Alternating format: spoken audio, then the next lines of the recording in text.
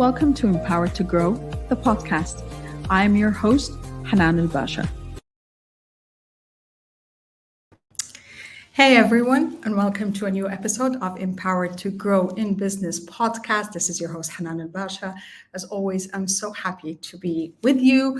This time I'm flying solo, so let's see where this goes. And for those watching on LinkedIn Live or on YouTube, you will see there's a new mic in the house. So I hope you can hear me clearly, and I hope you get a lot of value from today's conversation. Please feel free to engage as much as you want. I love questions. Those who know me know that. This is, I believe, where a lot of value comes out. So today I wanted to talk about experiential versus functional offerings, and I'll explain a bit more about what that means. So whether you are a service provider or a product provider, there is something that you are offering to your customers, right? To your customer segments. Now, you can create a whole experience out of that offering or that transaction or that exchange of services, as you would like to think of it, whether that is a service or a product. Again, you're exchanging that for monetary value or any kind of value, literally. Or you can just do straight to the point. This is what you need. This is what we're offering. Thank you. And it's just that of a transaction. There is no right or wrong answer here. And the business model is really dependent on what you want to bring to the table. There are a lot of implications that are connected to that decision. We are looking at, well, a strategic vision to start with. So the foundational part, we are looking at the amount of investment of resources, a human resource in it. In that transaction, we are looking at the cost implications of it. If you are providing a service or a product that needs a physical location, a brick and mortar, then there are as well implications over there. Or even if you are a tech provider, then you can customize your offering to be functional or experiential. The thing that came up a good number of years ago, I want to say 10, 15 years ago, was that marketing was evolving. And again, think of marketing as not just you talking about what you are offering. It is creating this buzz around your brand, with creating that relationship with your stakeholders, whether they're your customers, your partners, employees, investors, since we're always talking to startups, of course, and SMEs. So that concept of experiential marketing started coming up more and more. It's not just a transaction. Here you go, thank you, that's the money. It's you want immersion. And that's where the experiential offering comes in. You want to feel every stakeholder, or you want to kind of, let's say, transmit the feeling that every stakeholder will have communicating and interacting with your business to be that of immersion. You want them to feel special. You want them to feel like they're the only customer that you have. They're the only stakeholder that you have. Now, of course, if you're trying to do this with every single person, especially as a startup or SME with a limited amount of resources that you've got, it becomes a bit more difficult. But that's why we have the technological tools now. We've seen how emails can be customized. We've seen how chatbots could be responsive in a way. We've seen even the simplest things of that understanding who you are, what you like, what are your interests are, could give you a completely different tailored offering than, a different set of answers. And this is what's important. Again, going back to the concept that there is no right or wrong business model. It really depends on what you do. I had spoken about this example before, and I think it's just very valid because it transmits this. I love massages. I think everyone who knows me knows that by now. It's about making sure that all my muscles are as relaxed as can be. I don't think they're ever 100% relaxed, but going to the Four Seasons spa, for example, is an experiential offering because it's not just about the massage. It is about getting there, finding, all there's mini waterfall, how they're receiving you, taking in. You've got the bathrobe, you've got the choose which aroma that you want for your oil. And then you've got, okay, you can go for a plunge pool or for sauna or for steam or whatever it is. And then you get the flavored water with dates and stuff after you're done. It's the whole experience, other than, of course, them being very professional at the massage services that they provide. Now, that is one full experience. It's not just about the 1 hour massage that you booked. They're giving you the full experience. And that has cost implications, that has staffing implications, of course, the location itself, and everything related to it. Now, on the other hand, I also go to another place, which is a Thai massage place that is very function oriented. Still, it is a brick and mortar space. They still have some decorations and stuff, but it's no longer, I don't get the bathrobe, I don't get the aromas and stuff. It's one type of oil that they use for everyone. They give you what you went for. They offer you the massage as you need it, and they release the muscles as it is. Do they have a lot of offerings? Not necessarily. I think it's like 2 or 3. That's what they do, and that's what they're brilliant at. They're always fully booked. The 4 seasons are always fully booked as well, but they have a much more extensive kind of menu. They have people from different nationalities and everything else. So that would be the differentiation between a functional and an experiential offering. Now, say, for example, as I was talking earlier, you're a tech startup. We've seen that as well when you go for the basic subscription model. You want to automate your responses for any incoming queries, okay, from potential customers or something. So this is it. This is your chatbot, or this is your automating machine generating those messages. It's standard. This is what you do and stuff, and that's it. And you pay $2 per month. And then you keep looking at, okay, that's a basic. Now you've got a bit more, and that becomes the medium or the standard. And then you get a bit more, and you go to the premium. And that becomes more experiential, because now possibly you can get a relationship manager that is assigned to your account, getting to know you, getting to know your business, getting to customize or to give you further insights on the customizations of the offerings that are in place. This becomes more of an experiential offering, and you still have within the same business model the basic functional offering. This one wanted the messaging, and this one wanted the messaging, but this got a lot more. So now, rather than just have one message, you can have multiple messages. You can have them customized as per region. You can have different languages or whatever it is. So why is it important to understand who you are, what your business is, and how you want your customers to be able to interact with you and what to choose?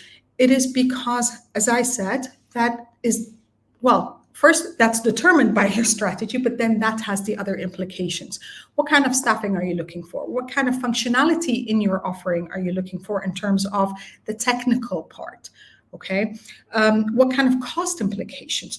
And what kind of revenue are associated with that? So, of course, if you're going basic, as in this is the functional, you could be, that's the bottom tier of your pricing model. And then you can go up.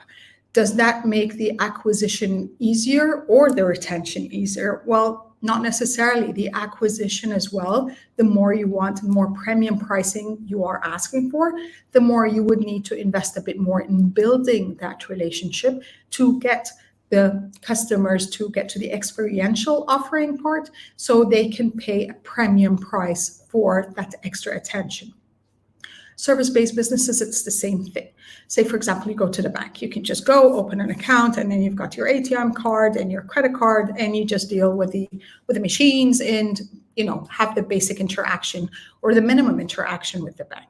Now, of course, sometimes you have more money, you get more attention, you get the dedicated relationship manager, they follow up with you, they check if you need anything, they're offering you investment opportunities, they're offering you opportunities to run your fund or whatever funding you have, and that kind of escalates the relationship to a level where retention then becomes, I don't want to say easier, but it becomes more doable. When you feel like you are the center of the world of your service or product provider, then chances are you're going to stick around them. Loyalty increases, the brand loyalty increases. Buying a bag from Burberry is a completely different experience when you come back to the hotel, which happened a few years ago in London. And I can't remember why I didn't pick it up straight away from the retail store.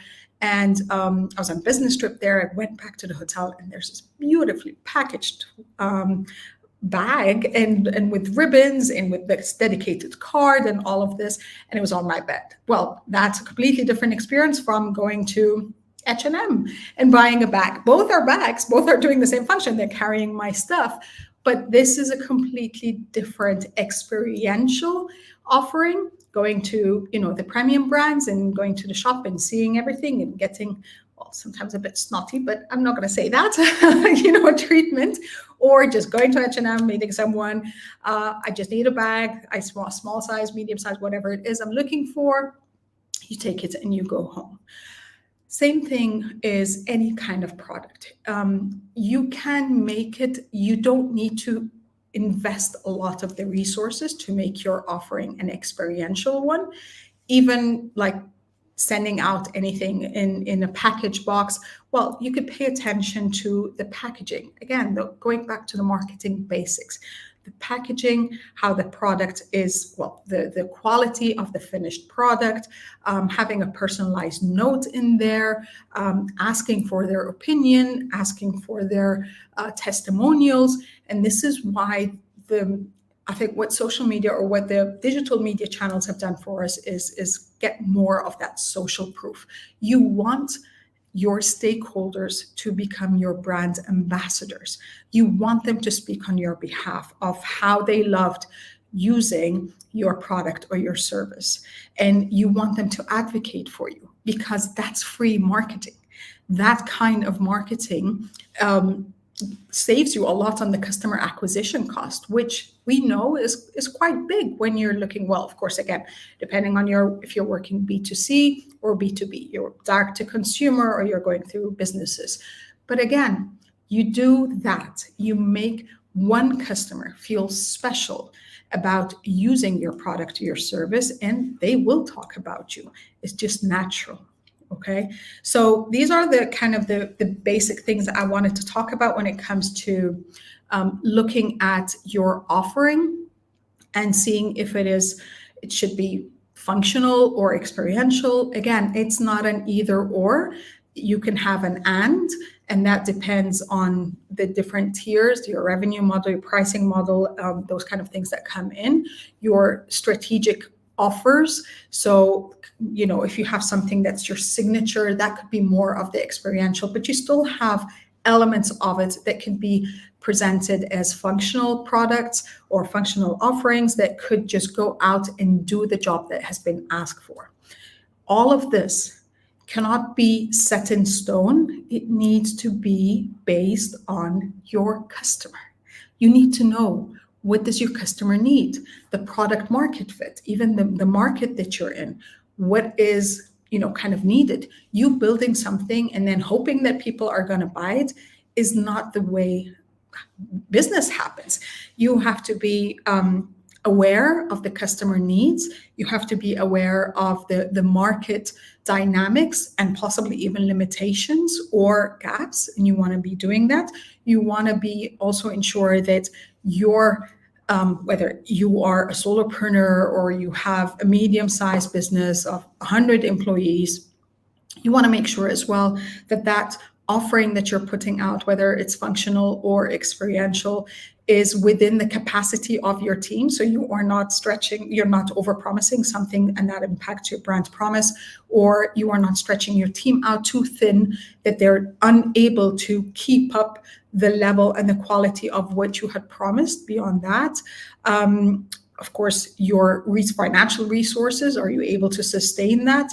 Your revenue model will determine your profit margins, and if this is doable for you. You don't want to be losing money or kind of hemorrhaging on your cash for too long. So all of these things are important. If you can create experiential offerings at every tier of your business, that's great. You just have to be able to sustain it so that the quality of your offering does not get impacted one transaction to the next, because that in itself would be negatively impacting what you are trying to build. So I think that kind of covers everything I wanted to cover today. I just want to make sure if there are any, that's where we need the reading glasses, make sure if there are any questions or comments that came in.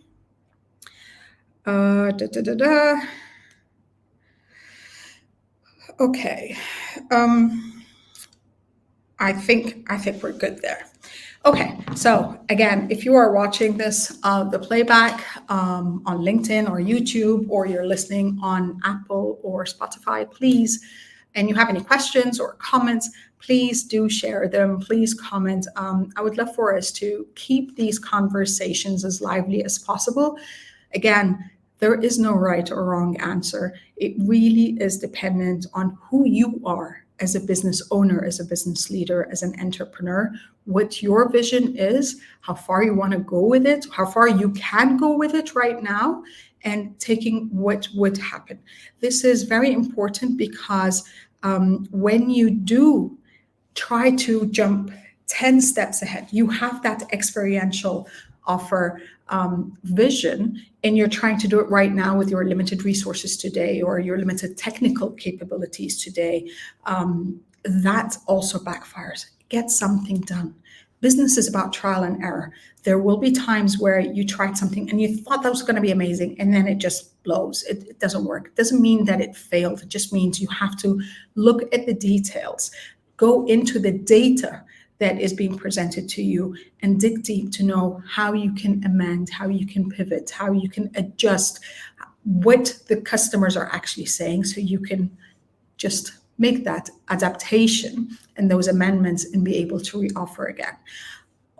Dream big, act small, make sure that, everything that comes along your way is something that represents you, your vision, your business, your brand, and everything, and the impact that you want to create in this world, whether it is your world, your market, and beyond. So thank you for everyone who has been watching live. I hope you got a lot of value today. Live note. Today was the last episode that goes live on Wednesday, starting next week, which is the start of November 2024. We're going to be going live on Tuesdays instead of Wednesdays. And again, the timing is dependent on the guests' availability. So I hope that you will be able to join us. And again, if you can't join live, I would love for you to still watch the episode, put in your comments, and please feel free to reach out to me personally. I would love to hear your experiences. I'm a huge believer that we only grow when we grow together. And this is why the podcast is Empowered to Grow, hoping that you're always empowered to grow wherever you are. And as always, I wish you love, abundance, and prosperity. And I'll see you next time. Bye for now. Thank you for listening to the Empowered to Grow podcast. I'll catch you on the next episode. And until then, know that empowered you empowers others. Love, abundance, and prosperity to you all.